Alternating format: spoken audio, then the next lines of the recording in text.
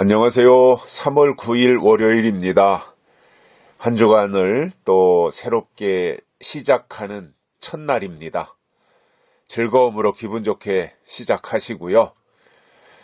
또 한 주간 동안 특별한 의미 있는 하나님과 동행하면서 응답이 있는 한 주간이 되시기를 바랍니다. 무엇보다도 하나님이 주시는 은총이 남달리 임했으면 좋겠고요. 여러 가지 우리 주변 환경이 참 어렵고 난감하지만 하나님이신 약속의 말씀으로 극복해내시기를 바랍니다. 지금 우리나라뿐만 아니라 점차 세계 전역으로 우한 폐렴 바이러스가 확산되고 있습니다. 처음에는 하찮게 생각을 하고 그저 사스나 메르스 때 정도 아니면 그 이하로 예상을 했던 것 같은데 이게 급격하게 확산되고 또 치사율도 높아지고 또 이게 기온이 올라가도 수그러들지 않는다고 하니까 전 세계가 긴장하고 있습니다. 그야말로 폐렴 바이러스가 재앙으로 치닫고 있습니다. 엄청난 재앙이 될 것 같습니다. 우리나라는 국민들은 발버둥 치면서 아우성인데 아마 정치에 가장 윗선에 있는 분은 굉장히 좀 대처를 잘 못하고 있는 것 같습니다. 아직도 안일한 가운데 있습니다. 그리고 국민보다는 다른 나라를 더 챙기는 것 같습니다. 그리고 어제까지 102개인가 103개 나라에서 우리나라 국민들이 그 나라로 오는 것에 대해서 폐쇄 내지는 주의를 요하고 있는데 다른 나라가 우리나라에 대해서 그렇게 폐쇄한 것에 대해서는 한마디 안 하고 있고 일본이 우리나라를 향해서 폐쇄한 것에 대해서는 난리 발광을 펴면서 맞대응을 하고 있습니다. 참 머릿속 구조를 좀 꺼내봤으면 좋겠어요. 도대체 머릿속에 뭐가 들었는지 왜 일본만 가지고 그러는지 똑같이 일본이 우리나라 폐렴이 지금 대구나 이런 쪽으로 심각해지니까 당연히 일본에서 우리나라 차단하는 거 맞잖아요. 우리나라가 중국에서 넘어오는 것을 차단 안 한 게 문제인 거지. 우리나라 국민이 베트남 가려고 하니까 베트남에서 차단하고 격리시키고 뭐 다른 나라 쬐깐한 나라까지도 100개가 넘는 나라에서 그렇게 하는 게 자기 나라 국민을 지키기 위해서 하는 거 당연한 거 아니에요? 안 하는 우리나라가 문제가 심각한 거지요. 근데 다른 나라에 대해서는 가만히 있고 왜 일본만 가지고 저러는지 도대체가 참나 어이가 없습니다. 어이가 말이 안 나오네요.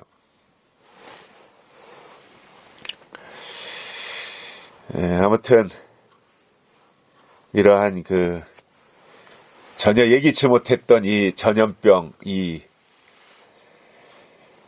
난관을 잘 좀 헤쳐나갔으면 좋겠고요.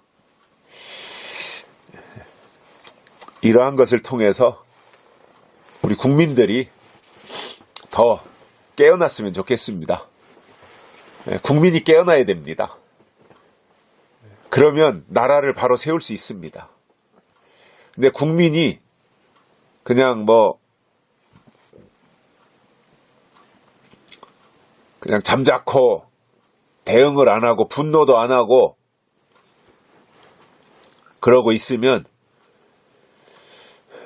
그냥 우리도 3등 국민, 3등 국가로 전락할 수밖에 없습니다.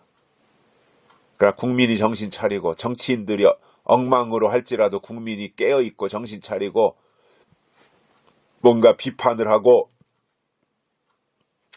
저항도 하고 그러면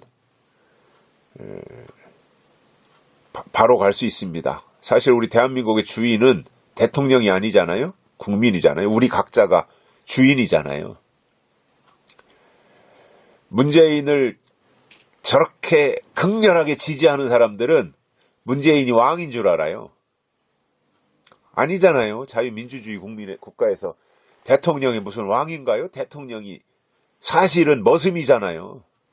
주인이 우리가 주인이지 누가 문재인이 주인 아니잖아요. 문재인이 상머슴이고 우리가 주인인 거지. 그런데 상머슴 자리에 앉아서 지금 주인을 무시하고 주인을 짓밟으려고 하는 저 상태가 이 국민의 생명과 재산을 지키겠다고 해놓고는 지키는 게 아니라 지금 다 망가뜨리고 있고 다른 나라를 유리하게 하는 이런 머슴이 어딨어요. 쫓아내야지 이런 머슴은.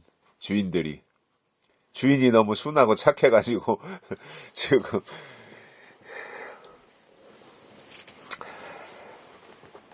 오늘 말씀은요 로마서 8장 9절입니다. 만일 너희 속에 그리스도의 영이 거하시면 너희가 육신에 있지 아니하고 영에 있나니 누구든지 그리스도의 영이 없으면 그리스도의 사람이 아니라. 만일 너희 속에 하나님의 영이 거하시면 너희가 육신에 있지 아니하고 영에 있나니 누구든지 그리스도의 영이 없으면 그리스도의 사람이 아니라. 그러니까 중요한 것은 우리가 살아가면서 우리 속에 하나님의 영이 있느냐 없느냐 이거예요. 이 점검을 하셔야 돼요. 하나님의 영이 내 안에 있느냐 없느냐. 이게 뭐 교회 다니느냐 안 다니느냐 이게 중요한 게 아니에요. 내가 교회에서 직분을 맡았느냐, 목사냐, 장로냐, 권사냐, 집사냐 뭐 이런 게 중요한 게 아닙니다. 아니 교회에서 아무 직분을 안 맡았으면 어때요? 그냥 이 교회의 생활을 하는데 내 속에 하나님의 영이 거하신다면 그게 진짜 아닙니까? 근데 아무리 목사 장로라고 할지라도 그 속에 하나님의 영이 없으면 그것은 아무런 의미가 없는 거죠. 자, 기독교는 영의 종교입니다. 하나님은 영이시잖아요. 그 영이신 하나님이 우리에게 말씀을 주십니다. 영이신 하나님은, 영은 우리가 볼 수 없잖아요. 영은. 우리 육신이 어떻게 하나님의 영을 볼 수 있어요. 그런데 다행히도 영이신 하나님이 우리에게 말씀하시는 거예요. 말씀. 들려주신단 말이에요. 그래서 우리가 그 말씀을 들음으로 하나님을 알게 되고 하나님을 이해하는 거예요. 그래서 영이신 하나님이 우리에게 오실 때는 말씀으로 오시는 거예요. 그리고 우리가 그 말씀을 듣고 하나님께 갈 때는 영으로 가는 거예요. 그래서 하나님의 영이 우리에게 말씀으로 오시면 그 하나님의 영이 우리 속에 말씀으로 들어와 영이 되는 거예요. 내 속에서. 그리고 그 내 안에 있는 영이 다시 내 밖으로 나갈 때는 말씀으로 나가는 거예요. 그래서 우리가 전도하는 거잖아요. 그 전도가 뭐예요? 내 속에 있는 하나님을 다른 사람들에게 전달해 주는 거잖아요. 이겁니다. 하나님이 나에게 오실 때 말씀으로 오셔서 내가 아멘하고 그 말씀을 받아들이면 그 말씀이 내 안에 들어와서 영이 되는 거예요.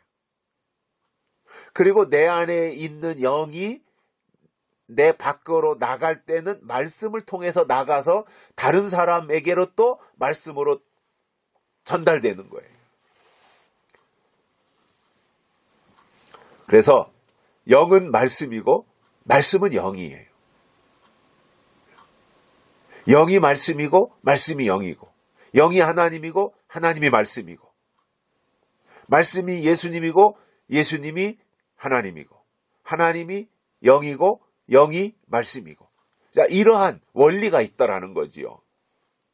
그래서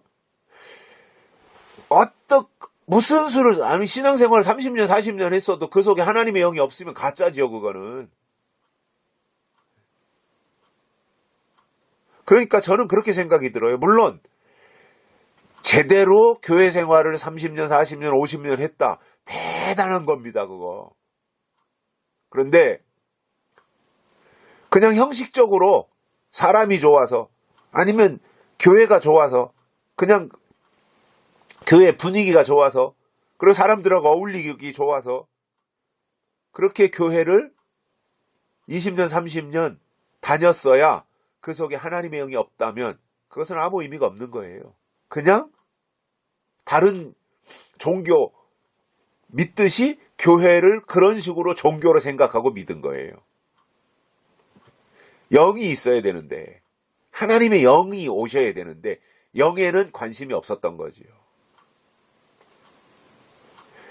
그래서 바울이 로마서 8장 오늘 말씀에서 그렇게 말하는 거예요. 만일 너희 속에 하나님의 영이 거하시면 너희가 육신에 있지 아니하고 영에 있나니. 자, 이게 변화예요. 하나님의 영이 우리 가운데 오시면 내 육신 속에 하나님의 영이 오셨어요. 영은 주인이에요. 육은 손님이에요. 그러면 주인이신 하나님의 영이 우리의 육체 속에 오시면 그때부터 우리는 육에 속한 사람으로 사는 것이 아니라 영에 속한 사람으로 살게 된다는 거예요. 그래서 바울이 말씀하는 게 뭐예요? 그리스도의 영이 없으면 그리스도의 사람이 아니다. 이게 결론이에요. 자, 기독교 신앙은 영적인 문제입니다. 영적인 문제. 하나님이 영이시기 때문에. 그래서 육적인 어떠한 것에 치우쳐서 영적인 것을 깨닫지 못하거나 발견하지 못한다면 그것은 아직도 저 밑바닥에 있는 거예요. 우리는 믿음의 고도를 높이고 말씀에 말씀에 대한 그 높이가 더 올라가서 내 안에 하나님의 영이 거하실 수 있도록 만들어야 돼요. 물론 그 청소도 해야 되고 회개가 되겠죠. 청소는 심령 청소는 회개가 되겠죠. 회개하고 또 하나님의 말씀이 내 안에 들어와 내 영적인 그 부분을 채워서 하나님을 아는 지식으로 풍성해지면 그만큼 영적인 사람이 되는 거예요. 그래서 그리스도의 사람이 되는 겁니다. 그리스도의 영이 있어야 그리스도의 사람이 되는 거잖아요. 영적인 문제입니다. 그냥 친교하듯이 교회 다니면 의미가 없어요. 지금 이 시대가 그래요. 물론 교회의 역할 중에 코이노니아, 친교가 있어요. 디다케, 가르침도 있어요. 케리그마, 말씀 선포도 있어요. 이게 교회의 세 가지 기능이잖아요. 케리그마, 디다케, 코이노니아. 케리그마, 디다케, 코이노니아. 말씀에 대한 선포, 그 다음에 가르침, 그 다음에 친교. 이게 교회의 세 가지 기능이에요. 물론 이 세 가지가 다 갖춰져야지요. 그런데 친교가 우선이 되어서 가르치는 일이나 말씀 선포하는 것에 대해서 소홀히 한다면 그건 의미가 없다는 거예요. 교회는 단순히 친교하는 기관이 아니라 세 가지가 다 갖춰져야 되지만 그 중에 가장 핵심이 뭐예요? 하나님의 말씀이 제대로 선포되는 거예요. 케리그마. 이게 더 중요하다는 거예요. 케리그마. 하나님의 말씀에 대한 정확한 선포가 있어야 돼요. 그래야 말씀이 오셔야 하나님의 영이 오시는 거죠. 영이 오셔야 그리스도의 사람이라 그랬잖아요. 오늘 또 하나님을 아는 지식으로 풍성해지시고요. 하나님의 영이 우리 속에 오셔서 좌정하시고 떠나지 않고 우리를 사로잡아 우리를 움직이는 그러한 역사가 있기를 바랍니다. 오늘 여기까지 하겠습니다. 감사합니다.